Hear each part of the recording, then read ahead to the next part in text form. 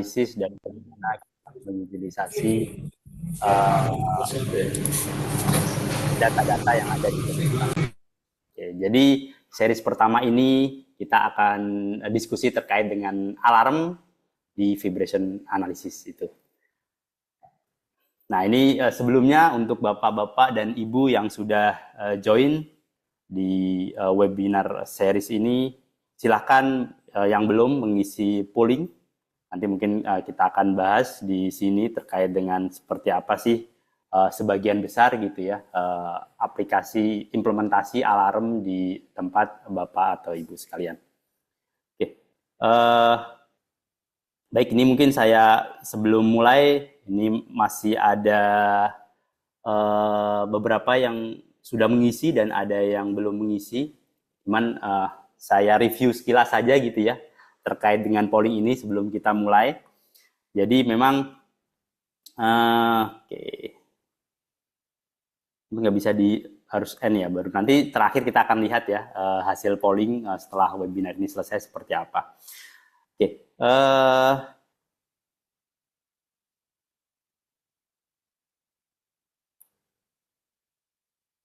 oke, jadi ini pertanyaan pollingnya gitu ya. Saat ini yang sudah masuk, polling yang sudah masuk gitu ya. Untuk nomor 1, saya coba bacakan di sini. Bagaimana Bapak Ibu menerapkan alarm untuk pengukuran overall vibration. Jadi masih 85% untuk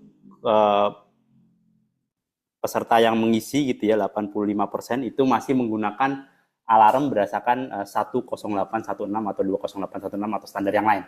Jadi hampir 80% lebih gitu ya melakukan atau menerapkan alarm yang related terhadap standar yang sudah ada. Ini fokus untuk condition monitoring ya, kita tidak fokus ke misalkan acceptance testing dan lain-lain. Oke, kemudian nomor 2, apakah Bapak atau Ibu menerapkan alarm untuk pengukuran selain overall vibration? Jadi ini 50, hampir 50-50 lah. Jadi hanya ada overall gitu ya, itu 52%. Cuman sudah ada yang more than overall gitu ya, lebih dari overall. Jadi tidak hanya overall vibration, tapi juga menggunakan peak, press factor, atau parameter-parameter yang lain ya. Jadi ini 50-50 gitu ya. Mungkin tadi yang menerapkan ISO juga ada juga mengutilisasi peak, nilai-nilai yang lain gitu ya, selain dengan overall vibration. Karena kalau ISO tadi yang di nomor 1 itu pasti hanya di overall vibration. Oke, apakah ada yang menggunakan statistical alarm? Ini pertanyaannya ya. Cukup banyak sudah menggunakan, alhamdulillah. Ini hampir ya 65% sih meskipun ya, 65% ini menggunakan statistical alarm dan 33% ada yang belum melakukan statistical alarm. Jadi tadi menggunakan ISO standar dan lain-lain. Nah, apakah Bapak Ibu menerapkan band? Nanti kita akan bahas apa sih itu band alarm gitu ya. Tapi ini ya hampir 50%, 50%, 53% menjawab sudah menerapkan band alarm. Nah, apakah band alarm itu diupdate atau tidak? Ini pertanyaan yang lainnya. Tapi alhamdulillah gitu ya, stage awal atau sudah menerapkan sedikit terkait dengan band alarm. Kemudian 50% belum gitu ya. Kemudian untuk polling nomor 5, bagaimana efektivitas alarm yang digunakan? Alhamdulillah sudah 10% yang sangat yakin dengan alarm yang sudah digunakan gitu, tapi masih ada 70%, antara 70 sampai 100%, atau masih ada yang di bawah 70%. Jadi lebih banyak yang di bawah 70% dibanding yang sudah 100% menerapkan alarm. Jadi kita hari ini akan bahas gitu ya di webinar series untuk episode yang pertama ini terkait dengan alarm. Seperti apa idealnya atau seperti apa kita menggunakan alarm di implementasi condition monitoring. Nah, karena ini webinar series terkait dengan Betafib, jadi nanti kita akan contohkan gitu ya utilisasi software di Betafib untuk menerapkan alarm-alarm yang kita aplikasikan di condition monitoring untuk vibration analysis. Oh, ini biar kelihatan, kayaknya agak sedikit miring. Oke, sebagai gambaran sedikit gitu ya, kalau kita mempelajari terkait dengan vibration analysis itu tidak berhenti di pattern spektrum waveform gitu ya. Tapi kalau kita melihat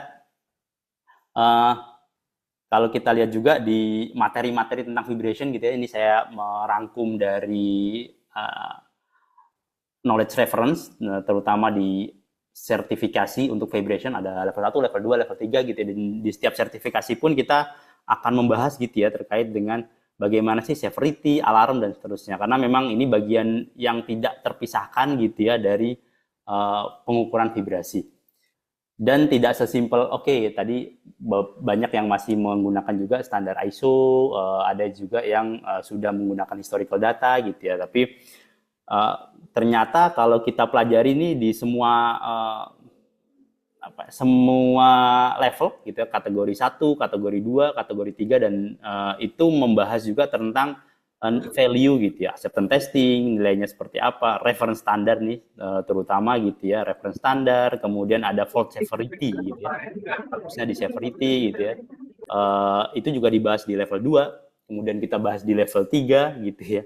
Meskipun secara materi ada perbedaan gitu ya, biasanya di level 2 kita akan bahas terkait dengan overall vibration yang tadi mungkin ada yang menjawab di sana. Kemudian di level 3 kita akan bahas terkait dengan band alarm, kemudian parameter-parameter yang lain gitu. Dan tidak hanya sekali saja gitu ya dibahas, berkali-kali. Jadi ini adalah salah satu yang penting juga gitu ya, di mana dalam melakukan condition monitoring. Kemudian subjeknya ya tadi untuk severity kita lihat dari value sebenarnya, dari spektrum gitu ya, patternnya, kemudian time waveform analysis juga nanti kita bisa lihat trennya, alarmnya dari tadi sudah ada menjawab gitu, dari peak value-nya, apakah itu dari crash faktornya gitu ya. Kemudian nanti ada overall, narrowband gitu ya, komponen ini band alarm dan seterusnya. Jadi banyak sekali sebenarnya setting-setting alarm yang bisa membantu kita untuk menentukan severity dari equipment gitu ya, berdasarkan dari historical data. Nah, tidak hanya dari standar yang dipakai. Jadi kalau standar mungkin di satu bab aja gitu, tapi ini ternyata alarm di training vibration pun dibahas berkali-kali gitu ya, di kategori 1, kategori 2, kategori 3. Berarti ya cukup banyak gitu ya parameter-parameter yang memang kita harus sesuaikan atau bagaimana menentukan severity itu tidak hanya dari satu parameter. Termasuk tadi, kalau di questionnaire tadi ada 10% sudah sukses tuh menerapkan, 20% masih di bawah itu, di bawah 70% yang sudah merasa satisfied gitu ya. Kemudian mostly memang ada di antara 70 sampai 100%. Jadi masih ada gap yang mungkin kita bisa optimumkan gitu ya untuk menerapkan alarm ini. Nah, contohnya seperti ini. Kalau kita punya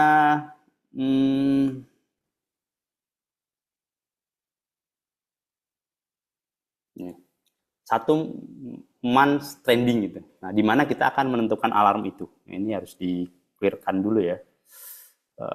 Oke. Apakah kita di sini karena ini historical data gitu ya, kita taruh di sini sehingga ini kena gitu ya. Ataukah di mana? Ini kalau kita lihat di sini ada peak to peak value. Jadi di satu pengukuran ini ada RMS, kemudian ada peak juga gitu ya. Ada crash factor. Nah, semuanya punya trending masing-masing dan semua kita bisa setting sebenarnya parameter di mana kira-kira indikasi kerusakan dan seterusnya gitu ya. Kalau kita reference historinya di sini gitu. Ini satu bulan trending. Ternyata kalau kita lihat lagi,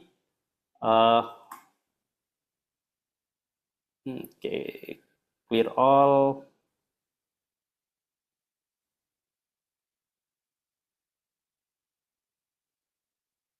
Satu tahun trending gitu ya. Kalau tadi satu bulan itu hanya kelihatan di sini.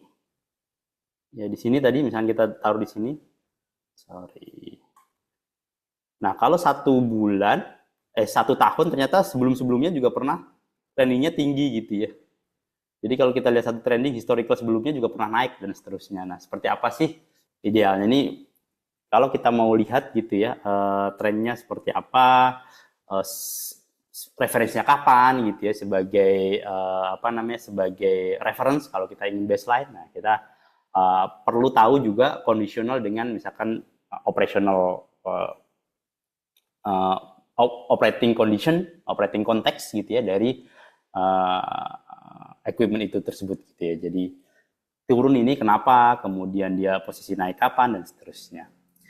Nah, ini baru satu poin gitu, di mana kita lihat nilai vibration dari value seperti peak to peak, RMS, peak, maupun crash factor.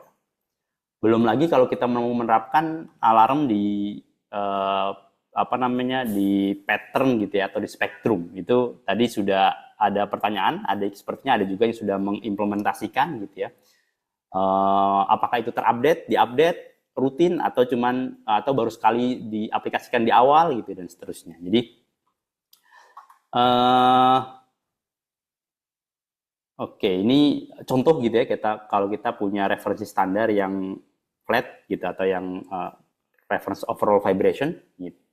Atau kita tadi ada mau mengaplikasikan seperti band frekuensi gitu ya. Nah, band frekuensi itu adalah bagaimana kita menggunakan frekuensi range, kemudian kita menetapkan alarm kita gitu ya. Kita punya frekuensi range, kemudian kita menetapkan alarm kita.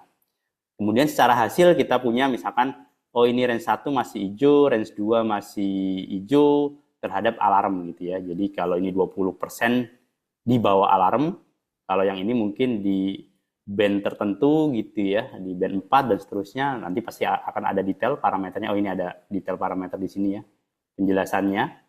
Itu sudah melalui alarm dan seterusnya. Ini salah satu utilisasi band frekuensi. Nah, band seperti ini apakah ini diaplikasikan di awal atau memang terupdate, kita bisa tidak melihat historical data dan seterusnya. Nah, ini salah satu tugas gitu, analis untuk melakukan ini. Ini baru dari satu spektrum. Bagaimana kalau kita punya misalkan 5 equipment. Ya, 5 equipment, satu equipment punya 9 point measurement gitu. 9 point measurement berarti untuk bandnya kita punya cukup banyak gitu ya. Ada 9 pattern yang secara historical, mungkin secara band kita bisa lihat trendingnya. Kemudian dikalikan dengan 9. Itu kalau 9 equipment. Kalau kita punya 100 equipment di site, nah kita mereview masing-masing equipment setiap bulan kah, atau setiap bulan terlalu cepat ya, setiap tahun kah gitu ya, atau setiap 5 tahun, setiap overhaul gitu ya, atau kita setting di awal dan ya sudah kita gunakan settingan awal di kita gitu ya. Padahal mungkin secara histori tadi itu berubah gitu ya, kondisi operational konteksnya itu sendiri berubah gitu ya. Apakah memang kita akan update, merefer ke historical data itu atau tidak. Nah itu mungkin yang bisa kita pertimbangkan gitu ya, atau kita lihat gitu ya di tempat bapak-bapak atau ibu. Nah, ini saya stop di sini. Oke, saya coba share.